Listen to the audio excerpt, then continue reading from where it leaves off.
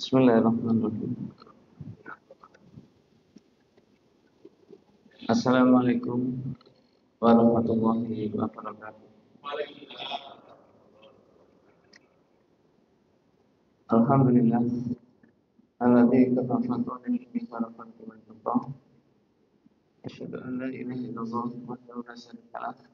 Wa asyhadu anna Muhammadan abduhu wa rasuluh. Allahumma shalli ala nabiyyina Muhammadin wa ala alihi wa sahbihi ajma'in. Amma ba'd. Usikum wa nafsi bittaqwa faqad fazal muttaqin. Alhamdulillah bersamaan pagi hari ini kita bisa melakukan tolak ini. Mudah-mudahan kita semua bisa istiqomah di dalam perjalanan kembali kepada Allah dan kerajaan Allah. Marilah ngaji ini kita awali dengan selalu membaca basmalah.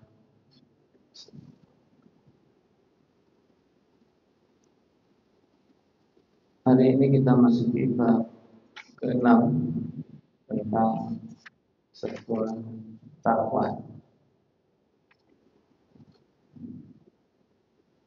A'udzu billahi minasyaitonir rajim. Qala Allah Ta'ala, ya ayyuhalladzina amanu ittaqullaha haqqa tuqatih wa la tamutunna illa wa antum muslimun. Para jamaah, dalam sebuah keimanan itu butuh sebuah takwaan. Jadi ketakwaan itu merupakan bekal bagi kita semua untuk senantiasa mendekatkan diri kepada Allah. Jadi takwa itu sangat luas sekali, sehingga di antara kita untuk sebuah nilai di hadapan Allah tentang ketakwaan. Maka takwa itu ada yang memaknai secara bahasa yaitu takut. Takut itu maknanya dia takut dari berbuat maksiat kepada Allah. Ada yang maknanya juga takwa itu dengan jalan menjalankan perintah Allah dan menjauhi larangannya.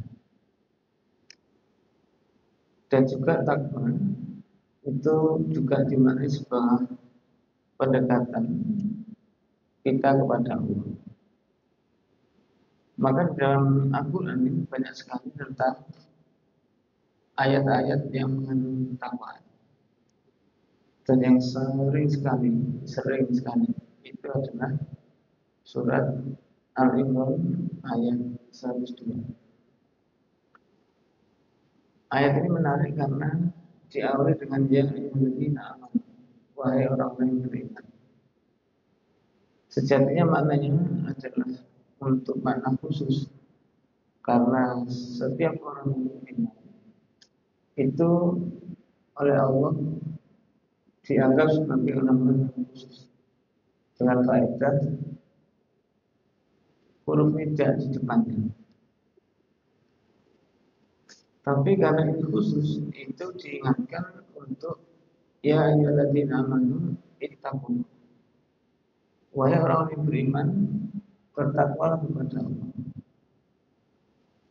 Makna ayat ini adalah orang yang beriman itu kadang belum bertakwa. Dia masih dalam kondisi mantap, tapi belum bertakwa. Contohnya siapa?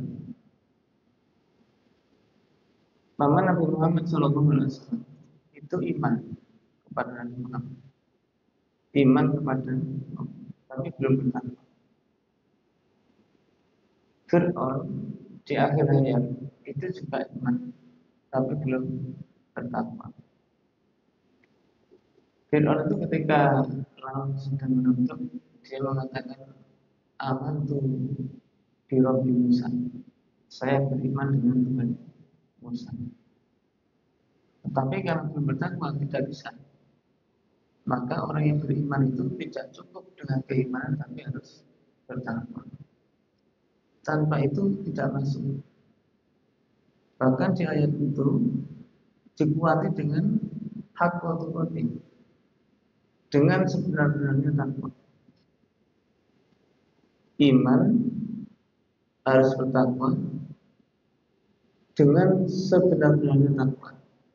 Maknanya ada orang itu yang beriman kemudian bertakwa, tapi setengah-setengah. Iman seseorang ini sudah mantap, tapi ketakwanya masih setengah-setengah. Kadang iya, kadang tidak. Kadang melaksanakan, kadang tidak. Maka ketika takwa itu dimaknai menjalankan perintah Allah dan menjauhi larangannya, maka ada di antara kita manusia yang beriman dan bertakwa itu masih setengah-setengah. Sehingga muncullah kalimat hakko rukoti. Ditutup dengan barang tamutunna illa antum muslim. Dan janganlah kalian mati kecuali dalam keadaan Islam. Maknanya apa? Sebagai seorang muslim, muslim itu dimaknai orang yang betul-betul pasrah. Pasrah kepada siapa? Kepada Allah. Sehingga hidupnya inna salati wa nusuki wa mahyaya wa mamati lillahi rabbil alamin. Salatku, ibadahku, hidup dan matiku hanya kepada Allah. Nah, maknanya semua yang kita lakukan itu semata-mata memang untuk Allah. Maka ketika kita sudah ngomong demikian, pasrah kita dalam hukum, dalam kehidupan, dalam apapun yang Allah berikan itu merupakan sebuah bentuk pasrah. Nah, kalau manusia itu bentuknya pasrah, nah maka pasrah itu tidak boleh dia begitu saja. Tetapi pasrah itu dengan sebetul-betulnya tunduk. Tidak hanya pasrah menyerah, tapi pasrah itu sebuah ketundukan, ketawaduan dia di hadapan Allah karena Allah lah zat yang maha kuasa atas segalanya. Jadi bukan berarti orang pasrah itu terus menyerah, tapi pasrahnya itu betul-betul sadar. Nah, ini diantaranya begitu. Sehingga jangan sampai kita mati dalam keadaan tidak pasrah pada muslim. Jadi orang-orang yang beriman itu hakikatnya merupakan orang-orang yang pasrah kepada Allah, tunduk atas segala sesuatu. Nah, ini kalau secara level tinggi mana orang mukmin dengan orang muslim, ini levelnya tinggi mana? Kalau muslim, mukmin, orang iman itu dikatakan dia percaya. Tapi orang muslim, orang yang pasrah kepada Allah, ini secara menang kedudukan, ini menang muslim. Ada yang mengatakan orang muslim tapi tidak mukmin, bagaimana? Ini sejatinya menurut ayat ini, orang muslim pasti mukmin. Kalau mukmin belum tentu muslim. Ada yang ngomongnya dibalik. Kalau orang mukmin mesti muslim, muslim belum tentu mukmin. Nah, Bapak Ibu sekalian berjemaah, sebetulnya dua kalimat ini tidak salah, tergantung posisinya. Orang yang mukmin mesti muslim itu ketika muslim itu dimaknai Islam sewajarnya. Jadi seorang Islam, maka kedudukannya menang mukmin. Tetapi ketika muslim ini dimaknai kepasrahan, ketundukan, ketawaduan kepada Allah, maka tinggi muslim. Terbukti dengan ya ayyuhalladzina amanu diakhiri wa wala tamutunna illa wa antum muslim, dalam keadaan pasrah mungkin.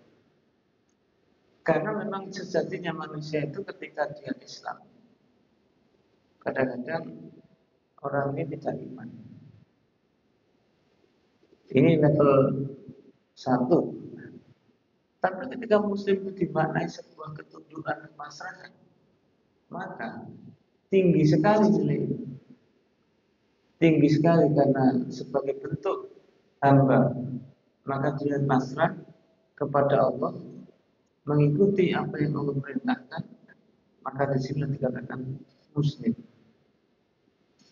Nah, ini beda bahasa sedikit, tetapi maknanya sangat banyak.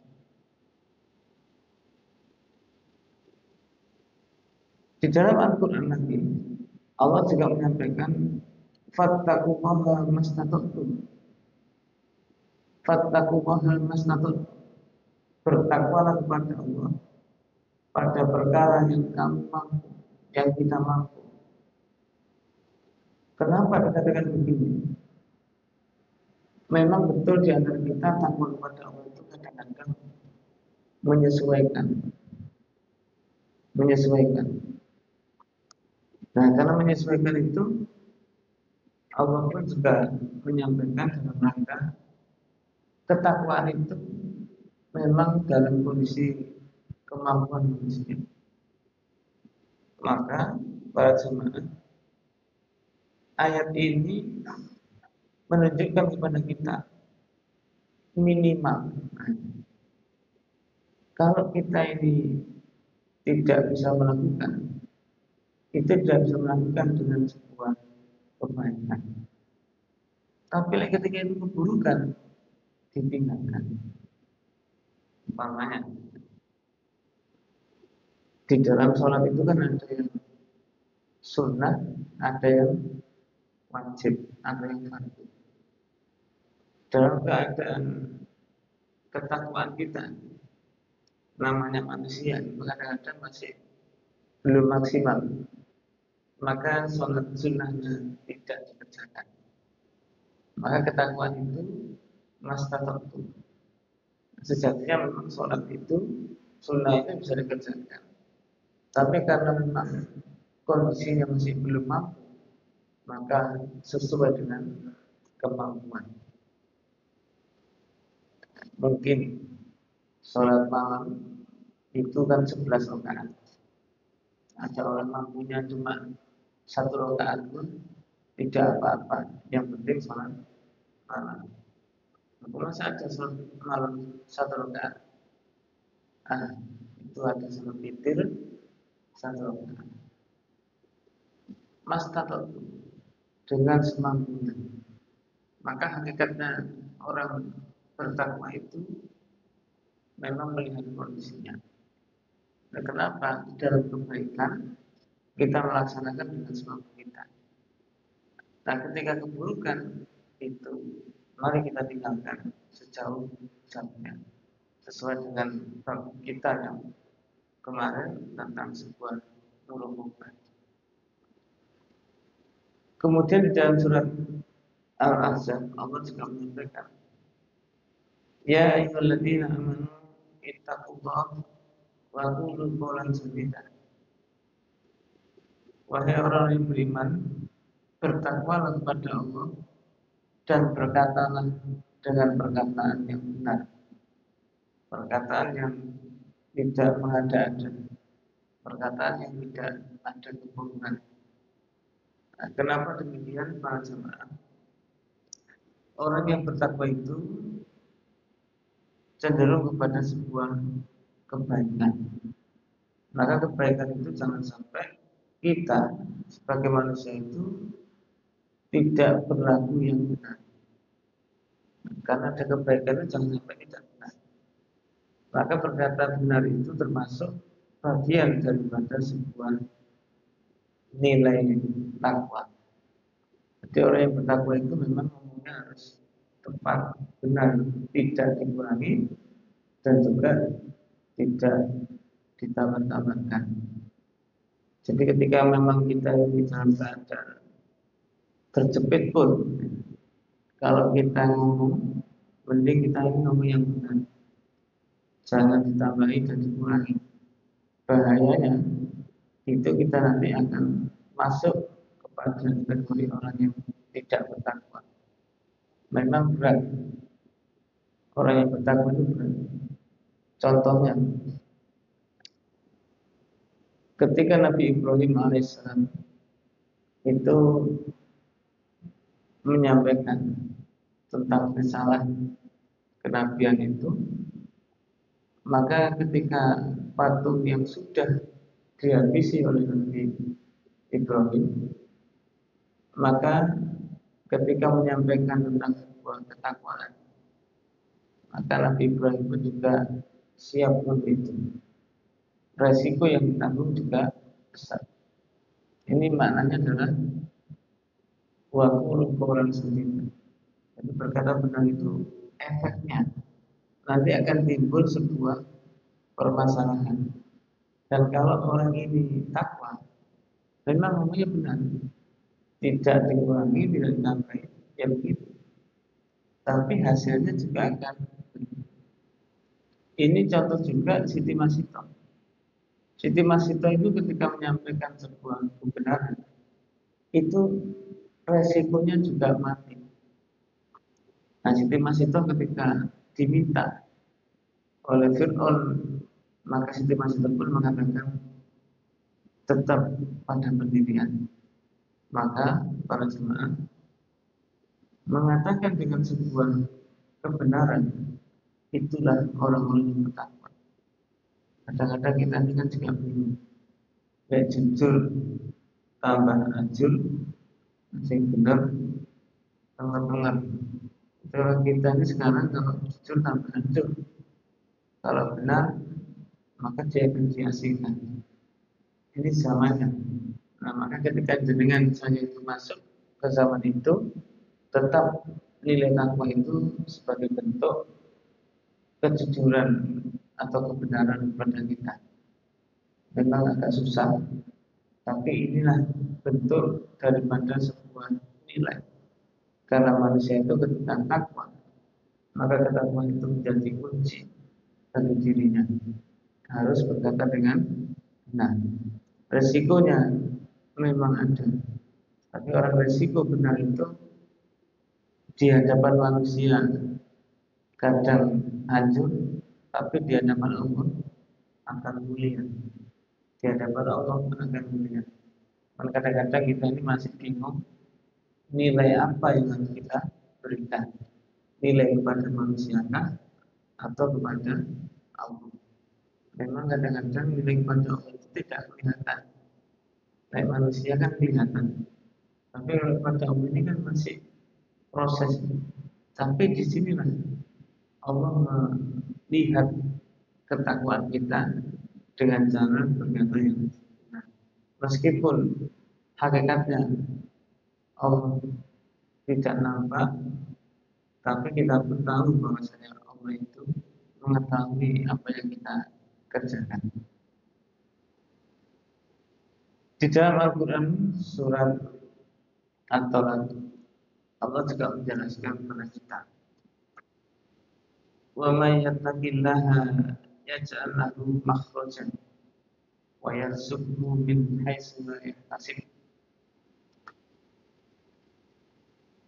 Barang siapa yang bertakwa kepada Allah, yaj'al, maka pasti, bukan insya Allah, pasti.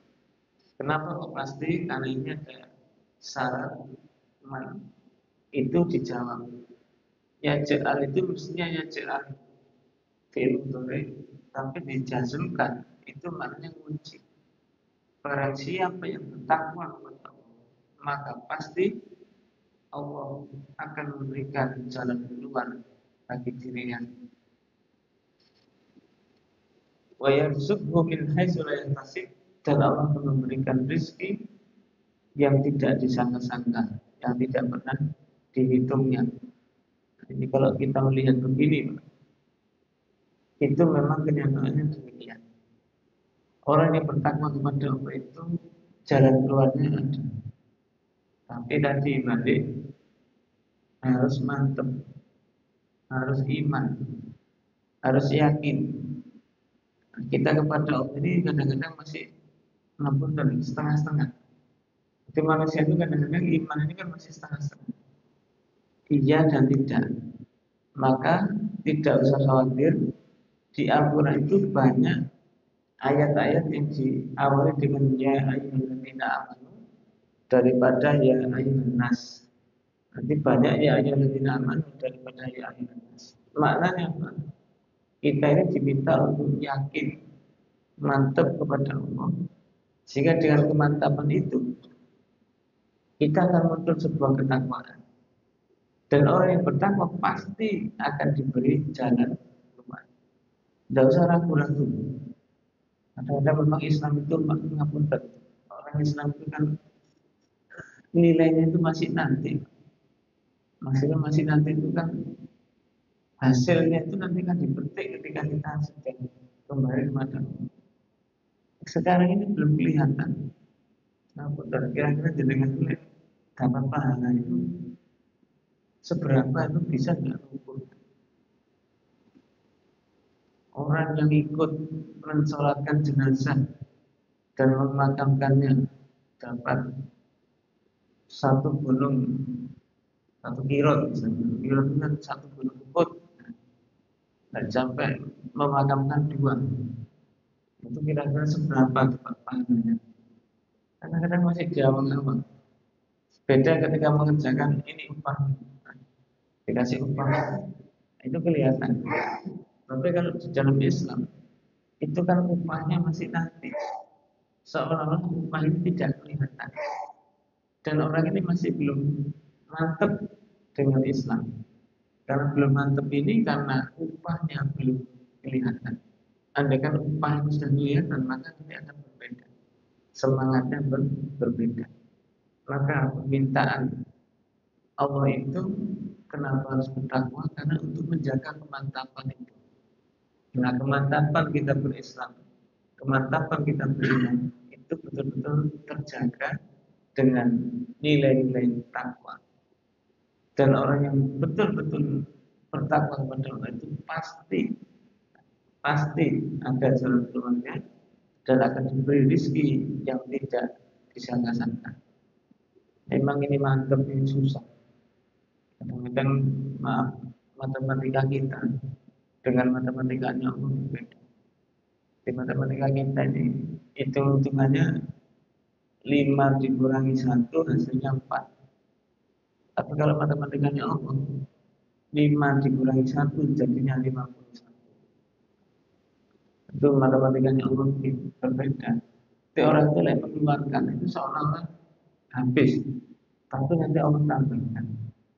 Nah, memang masalahnya ini tinggal mantep dan tidak mantep. Nah, kalau mantep hasilnya luar biasa, tapi kalau tidak mantep hasilnya juga mengenaskan. Karena ini Islam itu betul-betul apa ya? Ini saya ngomong demikian karena memang lawan banyak orang haji itu, banyak orang haji itu masih belum mantep untuk takwa kepada Allah, belum mantep. Ada orang sholat, ada orang haji, ada orang puasa, bahkan hajinya berkali-kali pun begitu. Seolah-olah dia itu mengadu, kenapa Allah tidak memberikan yang terbaik. Nah, maka ketika kalimat ini terucap, hakikatnya keimanan belum mantap, ketakwaan pun juga belum terjaga. Maka disinilah Allah mengingatkan kita untuk senantiasa bertakwa. Kalau tidak begitu, hasilnya tidak kelihatan. Maka kata kuncinya adalah ayo kita bertakwa sehingga Allah akan memberikan jalan keluar bagi kita dan rezeki itu akan diberikan kepada kita yang tidak disangka-sangka. Dimanapun nanti akan keluar sesuai dengan kebutuhan kita. Waqala ta'ala, Allah juga berfirman lagi, in tattaqullah yaj'al lakum furqana. Ini yang lebih menguatkan. In tattaqullaha, jika kalian benar-benar bertakwa kepada Allah, betul-betul kuat, maka Allah akan jadikan pada kalian furqan, ilmu khusus atau misalnya ilmu laduni, ilmu hati untuk menguatkan batinnya. Kenapa dikatakan begitu? Karena furqan, ilmu yang bisa membedakan mana hak dan mana batil, itu kalau tidak langsung dari Allah tidak bisa. Karena urusannya dengan hidayah. Dengan saya mesti ditunjukkan ini baik, ini tidak baik. Maka ketika kita tahu itu tidak baik dan panjenengan saya bisa melaksanakan itu, ini namanya furqan. Bisa membedakan dan mengerjakan yang baik. Maka dikatakan syahrul Ramadan alladzi unzila fil Qur'an hudan lin-nasi wa bayyinatin minal huda wal furqan. Furqan itu maknanya adalah membedakan. Berarti panjenengan saya itu termasuk orang-orang yang bisa membedakan mana yang hak dan mana yang batil, sehingga kalau ini dikerjakan itu memang khusus Allah berikan kepada kita. Sehingga apa? Wa yukaffir ankum sayi'atikum wa yaghfir lakum. Allah akan melebur dan mengampuni kesalahan-kesalahan kita, keburukan-keburukan kita, sudah tidak dianggap. Maka wallahu dzul fadlil azim, maka Allah itulah zat yang memiliki keagungan, keutamaan yang sangat besar sekali. Ini maksudnya, kalau jenengan saya itu melakukan sebuah kesalahan karena sebagai manusia, maka kesalahan itu terhapuskan, tidak bisa diperintah, makanya malaikat itu tidak menghapuskan, karena ini otomatis. Jadi orang-orang yang bertakwa itu sebetulnya memang pilihan. Jadi orang yang bertakwa itu tidak semuanya, karena ini pilihan. Syukur-syukur dia itu memang betul-betul takwa, sehingga ini bukan hak saya, maka dia bisa mendapatkan. Ini orang yang mendapatkan furqan, ilmu yang sangat khusus dan langka. Karena kadang-kadang tidak semua orang itu bisa begitu. Ngerti ini baik, tidak dikerjakan. Ngerti ini buruk, tambah dilakukan. Ini tidak furqan, ilmu tentang apa? Mengerjakan sesuatu itu kan, maka dengan punya doa kan, Allahumma arinal haqqo warzuqna tibaa wa arinal batila warzuqna tinaba. Doa kita kenapa begitu? Karena ada manusia itu tidak seperti itu. Ngerti itu baik, tidak dikerjakan. Ngerti itu buruk, apa? Dikerjakan. Maka doa tadi itu sebagai furqan. Ketakwaan kita ini betul-betul mantap. Ngerti itu tidak baik, malah dikerjakan. Men-setting, mengotak-atik, ini tidak baik, tapi dilakukan. Tapi ketika orang itu mengerti kalau itu baik, yaitu dengan musyawarah terbuka, tambah tidak dilakukan. Ini keadaannya sekarang begini. Makanya furqana itu maknanya betul-betul bisa membedakan dan melaksanakan. Itu ilmunya sudah tingkat tinggi. Nah, orang-orang itu tidak bisa begitu, ya karena belum dapat furqana tadi. Apakah dia ini tidak dapat hidayah? Bisa jadi begitu. Karena orang-orang yang dapat hidayah ini kan khusus sifatnya. Inna huda hudaku. Sesungguhnya petunjuk itu memang dari Allah. Maka dikatakan mayahdillahu fala mudhillalah wa may yudlil fala hadiya. Barang siapa yang Allah berikan hidayah, tidak akan ada satupun yang menyesatkan. Tapi ketika Allah sesatkan, tidak ada satupun yang akan bisa memberikan petunjuk atau hidayah. Nah, kira kalau sudah begini, kadang-kadang kita pun juga berpikir, nah kalau Allah sudah membuat begitu, ini rasanya memang kadang-kadang berat. Tapi kalau kita semakin mendekatkan diri pada Allah, furqana ini muncul. Jadi ketika itu akan otomatis bertindak baik, maka dia akan menjauh. Tapi ini baik, maka dia sekuat tenaga akan mengerjakan. Nah, doa-doa itu bisa memanjangkan supaya kita ini sama-sama menjadi orang yang baik. Dalam sebuah hadis, Nabi Muhammad SAW menyampaikan, An-Nabi Hurairah radhiyallahu anhu qala, "Ila ya Rasulullah, man akramun nas?" Wahai Rasulullah, siapa yang lebih utama, lebih mulianya manusia? Maka qala atqakum, yaitu orang yang bertakwa di antara kalian. Kemudian bertanya, faqalu laisa an hada nas'aluka. Bukan ini yang saya tanyakan. Terus apa? Qala Yusuf Nabiullah min nabillahi bin Khalilillah. Kalau kamu tidak itu, maka Nabi Yusuf itu adalah Nabi Allah, putra Nabi Allah, juga putranya Nabi Allah. Itu yang termasuk orang yang mulia. Kemudian bertanya lagi, kalau laisa an hada nas'aluka. Bukan ini yang saya maksud. Qala fa'al mu'ad al-rabbi nas'aluni. Apakah yang kamu minta itu adalah merupakan pembesar-pembesar dari orang Arab yang kamu tanyakan kepadaku, termasuk orang-orang mulia.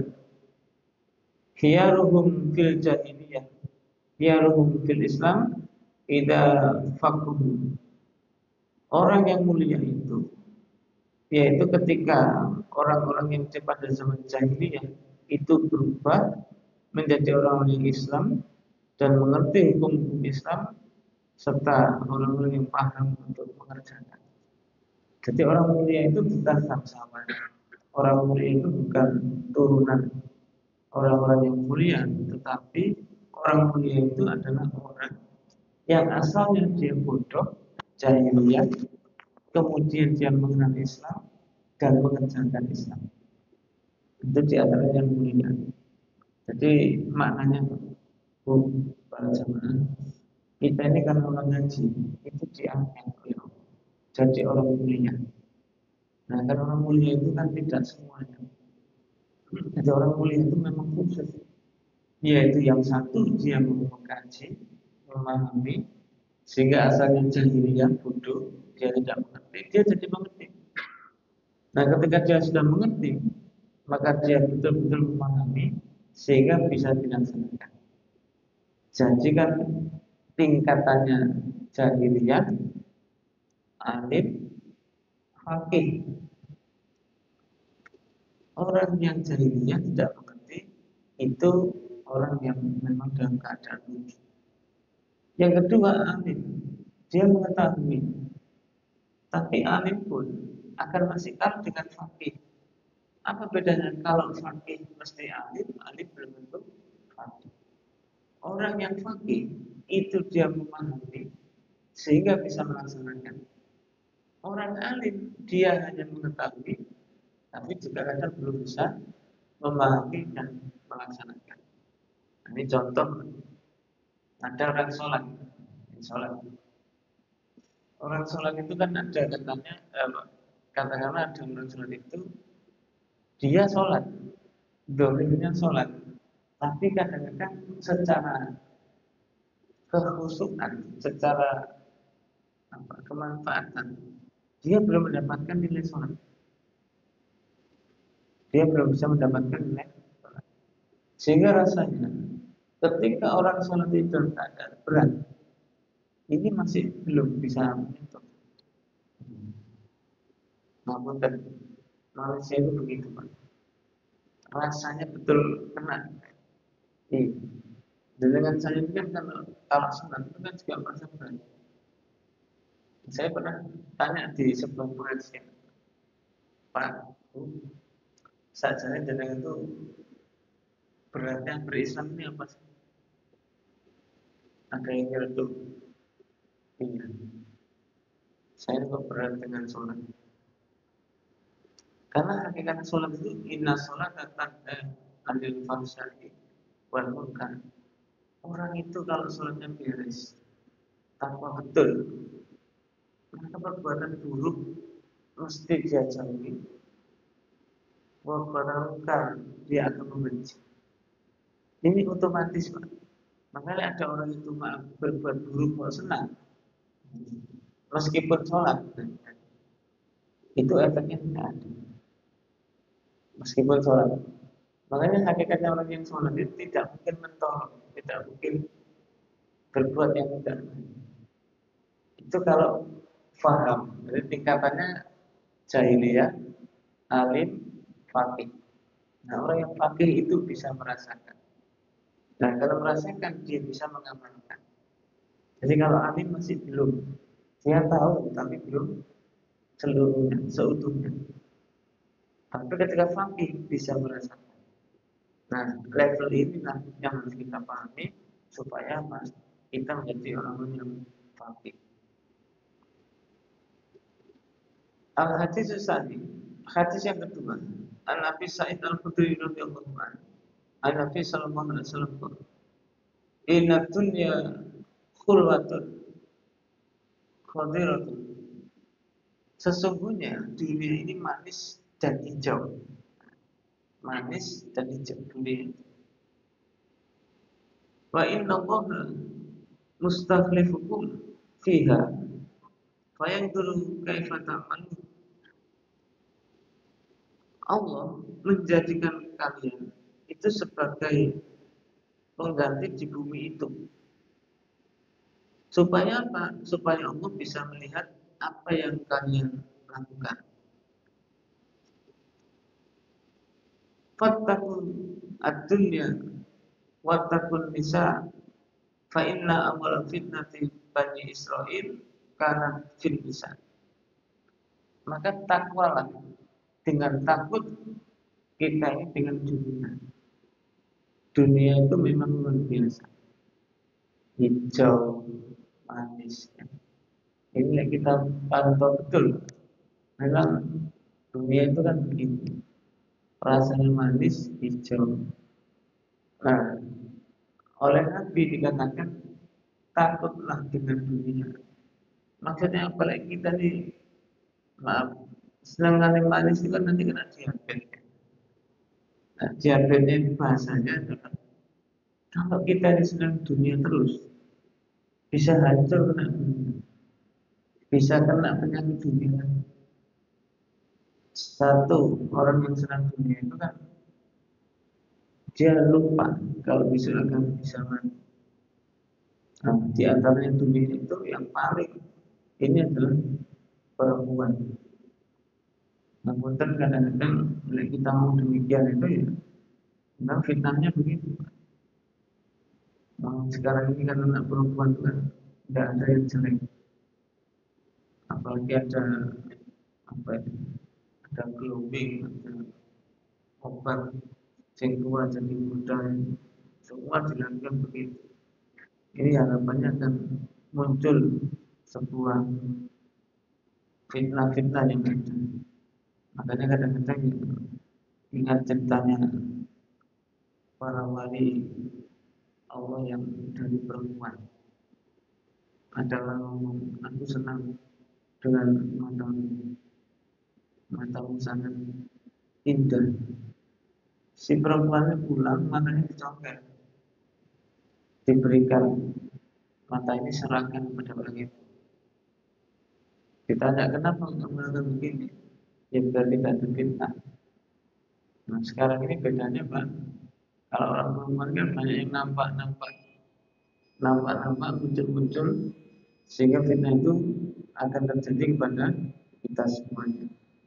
Dan inilah yang menjadikan jangan sampai senang-senang foto.